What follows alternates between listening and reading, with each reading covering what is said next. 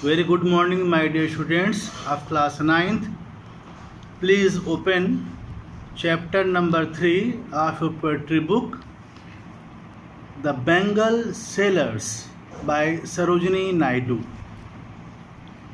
The Bengal Sailors means here a group of Bengal sailors.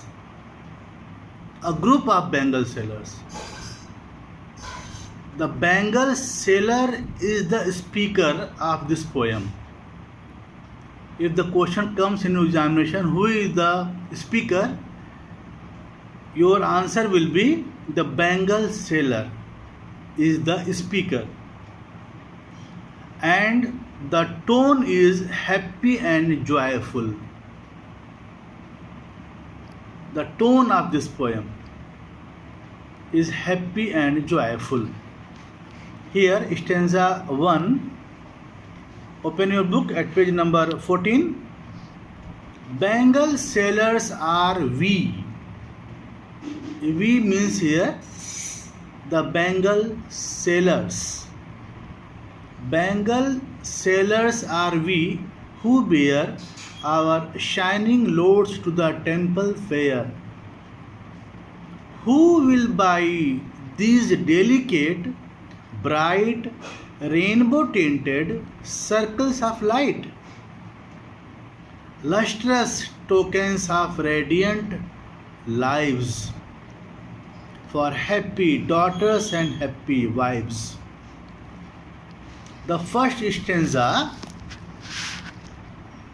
makes it clear that a group of Bengal sailors are on the way to a temple fair.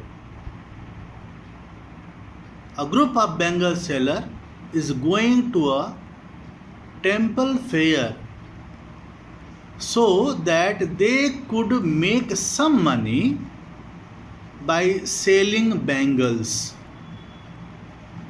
They want to sell their bangles to earn some money. Though they have carried the load of bangles, though they have carried the loads of bangles, they are not unhappy. They are not sad. That's why the load of bangles to them are shining loads. Our shining loads. They are not thinking that the bangles are loads. No. They have carried the loads of bangles. They are not unhappy. They are not sad. They are happy. That is why the load of bangles to them are shining loads meant for happy daughters and wives. The plural of wife is wives. Meant for happy daughters and wives. The multicolored bangles are beautifully described as rainbow tinted circles of light. Multicolored. You know, the bangles are multicolored. The multicolored bangles are beautifully described as rainbow tinted circles of light. Circles of light. By repeating the word happy, the poet has emphasized the human element of the product. The daughters who expect to be married soon wear bangles to express their happy longings. The wives who wear bangles express their happiness and contentment in their martial life. For happy daughters and happy wives. The daughters who expect to be married soon wear bangles to express their happy longings, and the wives, it is written, and happy wives The wives who wear bangles express their happiness and contentment in their marital life.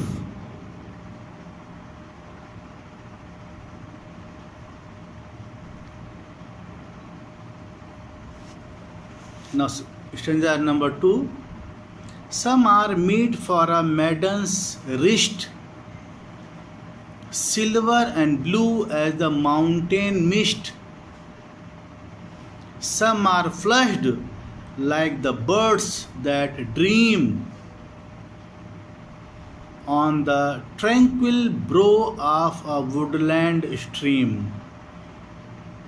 Some are aglow with the bloom that cleaves to the limpid glory of newborn leaves. Here, maidens, unmarried girls. Cleaves means here sticks closely to. Aglow means shining. A limpid glory means clear beauty. Stanza number 2. The second stanza describes the bangles of various colors. Some of the bangles are silvery, silver and blue as the mountain mist. Some of the bangles are silvery and blue, and as misty as mountain mist. They are meant for the virgin girl, unmarried girl, who has countless longings for her married life. Some are pink, some are as pink as buds that bloom on the calm surface of a forest stream. Some are as pink as buds that bloom on the calm surface of a forest stream.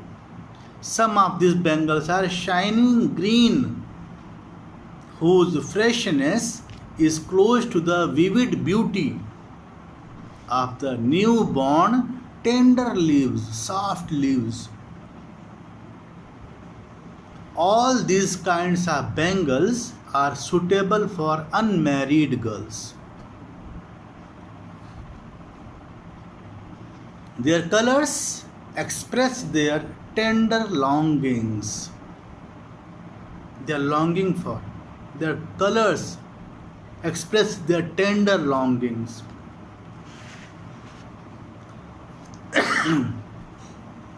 Some are like, stanza number 3. Some are like fields of sunlit corn, meet for a bride on her bridal morn. Some like the flame of her marriage fire, or rich with the hue of her heart's desire. Tinkling, luminous, tender and clear, like her bridal laughter and bridal tear. Stanza number 3. In third stanza, you see, some are like fields of sunlit corn fields. The narrator says that they have yellow bangles. The bangle sellers have yellow bangles too, which look like cornfields. They are suitable for a bride on her marriage morning. They are suitable for a bride on her marriage morning. Some fiery red bangles are like the flame of her marriage fire. They are expressive of the passion in her heart. They create a light ringing sound as the bride walks.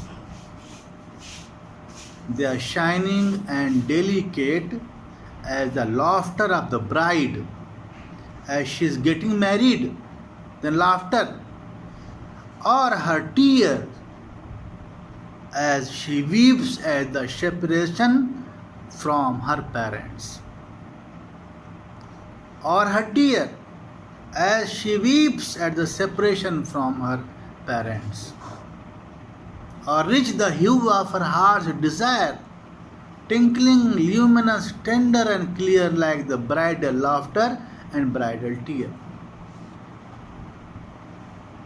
Last stanza says, some are purple and gold flecked grey. Gold flecked grey means gold covered, grey colored bangles meant for mothers or housewives. Grey colored bangles meant for mothers or housewives.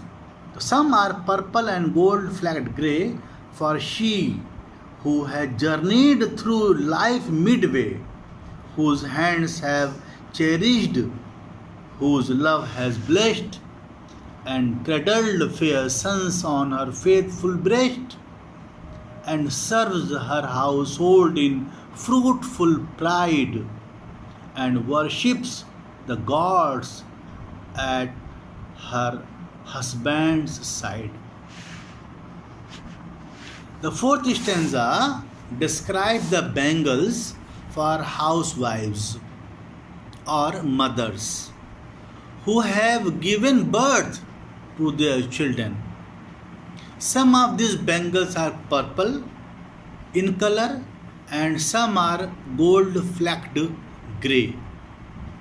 All these bangles are meant for the married woman who is middle aged and whose hands have cared, blessed, loved, blessed, and brought up her fair sons, and who has proudly served her family and has the honor of sitting by her husband's side at religious ceremonies. The poem focuses extensively on the stage in the life of women. It portrays the lives of the bangle sellers as well. This poem stands out as a social message that not only discusses the lives of Indian women but also the lives of bangle sellers.